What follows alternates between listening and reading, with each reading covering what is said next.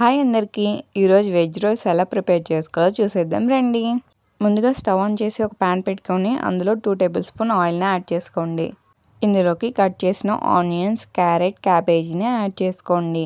మీకు నచ్చిన వెజ్జెస్ని యాడ్ చేసుకోండి. ఇవి కొంచెం లైట్గా ఫ్రై చేసుకోండి. కొంచెం ఫ్రై అయిన తర్వాత ఇందులోకి సాల్ట్, అలాగే చిల్లీ సాస్, టమాటా సాస్ 1 స్పూన్, అలాగే సోయా సాస్ 1 స్పూన్ని యాడ్ చేసుకోండి. బాగా ఫ్రై చేసి పక్కన పెట్టుకోండి. నెక్స్ట్ ఒక బౌల్ తీసుకొని అందులో 1 కప్పు గోధుమ పిండిని యాడ్ చేసుకోండి. 1 స్పూన్ ఆయిల్ యాడ్ చేసుకోండి. కొంచెం వాటర్ యాడ్ చేసి పిండిని మెత్తగా కలుపుకోండి. చపాతీలకి పిండి ఎలా కలుపుతామో అలానే కలుపుకోండి. నెక్స్ట్ చపాతీ చేసుకోండి. ఈ సైజులో చపాతీ చేసుకోండి. నెక్స్ట్ స్టవ్ ఆన్ చేసి ఒక ప్యాన్ పెట్టి అందులో ఆయిల్ యాడ్ చేసుకొని చపాతీని 2 వైపులా కాల్చుకోండి. చపాతీని ఒక ప్లేట్లోకి తీసుకోండి. ఫ్రై చేసిన మిశ్రమాన్ని చపాతీల్లోకి పెట్టి రోల్ చేసుకోండి. అంతే, ఎంతో టేస్టీగా ఉండే వెజ్ రోల్స్ రెడీ.